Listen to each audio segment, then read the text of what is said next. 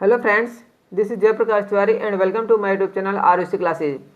आज की वीडियो में हम पढ़ेंगे क्लास 12th के लिए नागरिक शास्त्र के कुछ बहुत ही महत्वपूर्ण प्रश्न जो कि आपके बोर्ड एग्जाम और प्री बोर्ड के लिए बहुत ही ज़्यादा हेल्पफुल रहेंगे। तो आज का जो हमारा चैप्टर रहेगा, जो हमारा शीत युद्ध का दौर जो चैप्टर है, पहला चैप्टर ही रहेगा। इस चैप्टर के जो सिलेक्टेड इंपॉर्टेंट क्वेश्चन जो बनते हैं इस वीडियो में हम डिस्कस करेंगे। उससे पहले हम जो है चैप्टर के विषय में थोड़ा डिस्कस करेंगे जो कि आपके लिए वो भी बहुत ज़्यादा हेल्पफुल रहेंगे। तो आइए देखते हैं। सबसे पहले है प्रथम विश्व युद्ध 1914 से 1918 तक तथा द्वितीय विश्व युद्ध 1939 से 1945 में संपन्न हुआ। पेपर में ऑब्जेक्टिव में पूछा जाता है और अति लघु उत्तर में भी पूछा जाता है कि प्रथम विश्व युद्ध और द्वितीय विश्व युद्ध कब शुरू हुए या कब खत्म हुए, ऐसा पूछा जाता है। अगस्त 1945 में अमेरिका द्वारा जापान के दो शहरों हिरोशिमा और नागासाकी पर परमाणु बम गिराए गए। दूसरा है मित्र राष्ट्रों की अगुवाई अमेरिका, सोवियत संघ, ब्रिटेन और फ्रांस कर रहे थे। यहाँ पर क्वेश्चन क्या बनता है कि मित्र राष्ट्रों में कौन कौन शामिल था। तो मित्र राष्ट्रों में कौन कौन शामिल था? अमेरिका, सोवियत संघ, ब्रिटेन और फ्रांस। और जो धुरी राष्ट्र थे उनमें कौन कौन था? जर्मनी, इटली और जापान। नेक्स्ट पॉइंट रहेगा वर्ष 1945 के पश्चात सोवियत संघ साम्यवादी व्यवस्था का नेतृत्व कर रहा था जबकि अमेरिका पूंजीवादी व्यवस्था का नेतृत्व कर रहा था। वर्ष 1945 में समकालीन विश्व में शीत युद्ध का दौर प्रारंभ हुआ। शीत युद्ध का दौर जो है 1945 के बाद से प्रारंभ हुआ है। शीत युद्ध के दौरान दो महाशक्तियों अमेरिका एवं सोवियत संघ का उदय हुआ। नेक्स्ट है गुटनिरपेक्ष आंदोलन में शामिल देशों ने स्वयं को इन शक्तियों से अलग रखा एवं एक नई अंतर्राष्ट्रीय आर्थिक व्यवस्था की स्थापना की। नेक्स्ट पॉइंट पर से बात करते हैं जो कि बहुत इंपॉर्टेंट रहेगा, शीत युद्ध के कारण। पेपर में ये जो है दीर्घ उत्तरीय प्रश्न में पूछा जाता है कि शीत युद्ध के कारणों का उल्लेख करो। शीत युद्ध क्या होता है इसके विषय में भी आपको बताएंगे। फिलहाल थोड़ी सी बात बता दूं, शीत युद्ध वो युद्ध होता है जिसमें सीधे तौर पर युद्ध तो नहीं होता लेकिन युद्ध की संभावना लगातार बनी रहती है। चलिए बात करते हैं शीत युद्ध के कारण क्या है। परमाणु बम की तकनीक, यूएसए तथा ब्रिटेन ने गुप्त तरीके से परमाणु बम की तकनीक हासिल कर ली जिससे सोवियत संघ क्षुब्ध हो गया, मतलब गुस्सा हो गया। फिर है सोवियत संघ द्वारा यूएसए की आलोचना।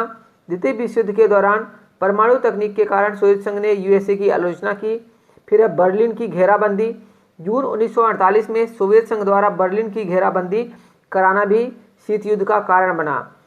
नेक्स्ट पॉइंट रहेगा वीटो का प्रयोग। सोवियत संघ द्वारा वीटो का प्रयोग करने के कारण यूएसए के साथ कटुता और बढ़ गई। नेक्स्ट है U-2। ये क्या है? यह यूएसए का एक जासूसी विमान था जिसे सोवियत संघ ने मार गिराया। और नेक्स्ट पॉइंट रहेगा बर्लिन दीवार का संकट। वर्ष 1961 में सोवियत संघ द्वारा निर्मित बर्लिन की दीवार का कड़ा विरोध हुआ तथा दोनों पक्षों ने अपने अपने मोर्चे पर टैंक खड़े कर दिए। तो ये जो है बहुत इंपॉर्टेंट पॉइंट था, शीत युद्ध के क्या कारण थे। ये जो है दीर्घ उत्तरीय प्रश्न में पूछा जाता है। नेक्स्ट पॉइंट की बात करेंगे जो आपका रहेगा गुटनिरपेक्ष आंदोलन एवं गुटनिरपेक्षता का सूत्रपात।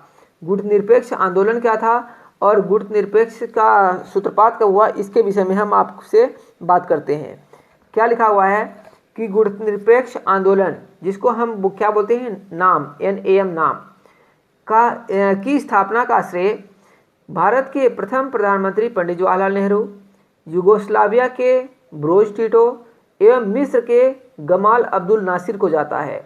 इंडोनेशिया के सुकर्णो और घाना के वामे एनक्रुआ ने इन तीनों नेताओं का समर्थन किया। अब आप जो यहाँ पर नाम ध्यान रख रहे हैं इसको थोड़ा ध्यान रखना क्योंकि ऑब्जेक्टिव क्वेश्चन में पूछी और अति लघु उत्तरीय प्रश्नों में पूछा जाता है कि गुटनिरपेक्ष आंदोलन या गुटनिरपेक्षता का जो श्रेय है किन्हें दिया जाता है। तो ये नाम जो चार लिखे हुए हैं आप इनको पढ़ें। Pandit Jawaharlal Nehru, Broz Tito, Gamal Abdul Nasser, ठीक है, और इंडोनेशिया के सुकर्णो और वामे एनाक्रुआ, ये इनका जो है समर्थन था। नेक्स्ट पॉइंट पर चलेंगे। वर्ष 1961 में बेलग्रेड में हुए निरपेक्ष देशों के प्रथम शिखर सम्मेलन में केवल 25 देशों ने भाग लिया था। तो पहला जो सम्मेलन हुआ था 1961 में कहाँ हुआ था? बेलग्रेड में हुआ था। वर्तमान में इसके सदस्यों की संख्या 120 है। सुरक्षा परिषद के 5 स्थायी सदस्य। तो ये जो पॉइंट पढ़ने जा रहा हूँ इसको जो है इम्पोर्टेंट है, मोस्ट इंपोर्टेंट है, मोस्ट इंपोर्टेंट फ्रेंड्स, जो सभी पॉइंट मैं आपको बता रहा हूँ मोस्ट इंपोर्टेंट है, आप इसको पढ़ें। क्या पूछा जाता है कि गुटनिरपेक्ष में शामिल देशों के नाम बताइए। तो कौन कौन से हैं? अमेरिका, चीन, रूस, ब्रिटेन और फ्रांस। कौन कौन से हैं? अमेरिका है, चाइना है, रूस मतलब रसिया जिसको हम बोलते हैं, फिर ग्रेट ब्रिटेन है और फिर फ्रांस है। तो आप इसको ACRBF ऐसे आप इसको याद कर सकते हैं। नेक्स्ट है पंडित जवाहरलाल नेहरू के बारे में क्या है कि पंडित जवाहरलाल नेहरू ने गुटनिरपेक्षता के संबंध में कहा था, जहां स्वतंत्रता के लिए खतरा उपस्थित हो, न्याय को धमकी दी जाती हो, वहां न तो हम तटस्थ रह सकते हैं और न ही तटस्थ रहेंगे। तो ये तो खैर कोई नहीं पूछता। ये पूछते हैं कि गुटनिरपेक्षता के मूलभूत उद्देश्य क्या हैं। ये बहुत इंपॉर्टेंट चैप्टर रहेगा फ्रेंड्स, आपका पहला चैप्टर ही है और आपके पेपर में आ रहा है, इसलिए इसको पूरा वीडियो देखें। अगर आप इसकी PDF लेना चाहते हैं तो या तो हमारे व्हाट्सएप ग्रुप में या फिर टेलीग्राम चैनल को ज्वाइन कर लें, जिसका लिंक डिस्क्रिप्शन बॉक्स में दिया हुआ है, या फिर टेलीग्राम में जा करके ROC क्लासेस सर्च करेंगे तो आपको मिल जाएगा। नेक्स्ट पॉइंट क्या है? गुटनिरपेक्षता के मूलभूत उद्देश्य। दोनों ही महाशक्तियों के गुटों से स्वयं को अलग रखना, साम्राज्यवाद एवं उपनिवेशवाद की नीति का विरोध करना, विश्व में रंगभेद तथा नस्ल भेद की नीति को समाप्त करना, विश्व में हथियारों की होड़ को समाप्त करना या रोक लगाना। जो विश्व में हथियारों की होड़ लगी थी, होड़ मतलब बनाने के, हम ये हथियार बना ले, ये परमाणु बम बना ले, इस चीज़ को कंट्रोल करना। विश्व शांति के लिए सहयोग व समर्थन देना और एक नई अंतर्राष्ट्रीय आर्थिक एवं राजनीतिक व्यवस्था स्थापित करना। यह है आपका गुटनिरपेक्षता का मूलभूत उद्देश्य, जो कि पेपर में पूछा जाता है। फिर है गुटनिरपेक्ष आंदोलन की स्थापना से संबंधित नेता। ये बहुत इंपॉर्टेंट रहेगा, बहुत इंपॉर्टेंट रहेगा, ऑब्जेक्टिव में भी और अति लघु उत्तरी में पूछा जाता है। अभी आपको पीछे ही बताया हूँ, फिलहाल यहाँ पर आप देख लें। जवाहरलाल नेहरू जो कि भारत के प्रधानमंत्री भी रहे हैं, जोसेफ ब्रोज टिटो जो कि यूगोस्लाविया के शासक थे, गमाल अब्दुल नासिर ये मिस्र के शासक रहे हैं, सुकर्णो ये इंडोनेशिया के पहले राष्ट्रपति थे, और वामे एनक्रुआ ये घाना के पहले प्रधानमंत्री थे। तो ये जो सभी नाम है फ्रेंड्स, पूछा जाता है कि गुटनिरपेक्षता में शामिल कौन से नेता थे, कौन से लोग थे जिन्होंने इसका बनाया, समर्थन किया, ये पूछा जाता है। चलिए चलते हैं आगे। अब तो सबसे पहले आप यहाँ पर इंपोर्टेंट क्वेश्चन देख रहे हैं, शीत युद्ध से क्या अभिप्राय है।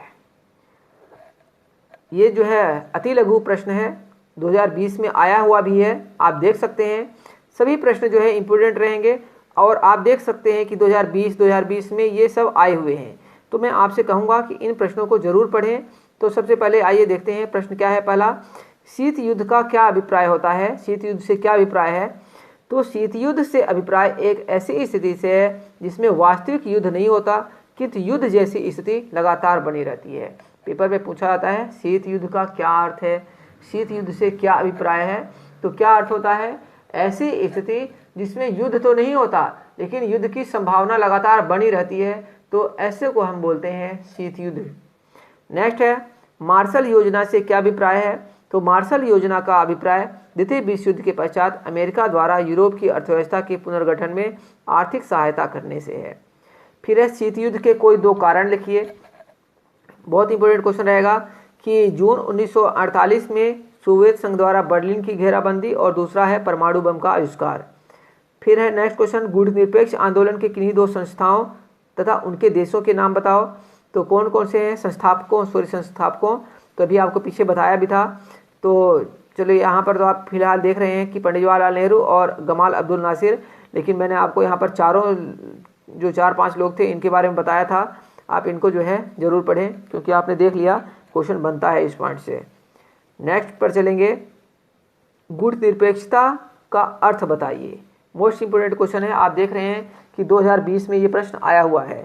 तो गुटनिरपेक्षता का अर्थ विभिन्न शक्ति गुटों से तटस्थ रहते हुए अपनी स्वतंत्र निर्माण नीति एवं राष्ट्रीय हित का ध्यान रखते हुए न्याय का समर्थन करना है। नेक्स्ट पॉइंट है, शस्त्र निर्माण के लिए अमेरिका तथा सोवियत संघ के बीच किसी एक संधि का नाम बताइए। तो कौन सी संधि हुई थी कि शस्त्र नियंत्रण के लिए अमेरिका तथा सोवियत संघ के बीच हुई एक संधि का नाम है सामरिक अस्त्र परिसीमन वार्ता फर्स्ट, जिसको बोलते हैं strategic arm limitation talks salt 1। तो आप इसको याद रखें, 2020 का आया हुआ प्रश्न है। फिर 2020 का ही आया हुआ प्रश्न है, भारत के लिए गुणनिरपेक्षता की नीति क्यों आवश्यक है? 2 कारण बताइए। तो क्या कारण है कि गुणनिरपेक्षता नीति के परिणामस्वरूप भारत ऐसे निर्णय लेने में सक्षम रहा है जो उसके हितों से संबंधित थे, न कि महाशक्तियों के हित से।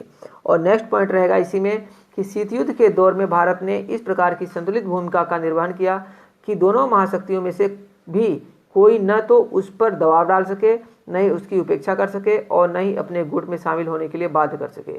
तो फ्रेंड्स, ये थे 7 महत्वपूर्ण प्रश्न। और जो है टॉपिक मैंने आपको बताया है, सभी प्रश्न इंपॉर्टेंट हैं। और आपको एक बार फिर दिखा देता हूँ आज हमने क्या क्या पढ़ा है। आप चाहें तो इसका स्क्रीनशॉट ले लें, इसको अच्छे से तैयार कर लें, क्योंकि पहला ही चैप्टर है और सभी जो पॉइंट मैंने आपको बताए बहुत इंपॉर्टेंट है। Okay friends, thank you for watching this video. मिलेंगे नेक्स्ट वीडियो में।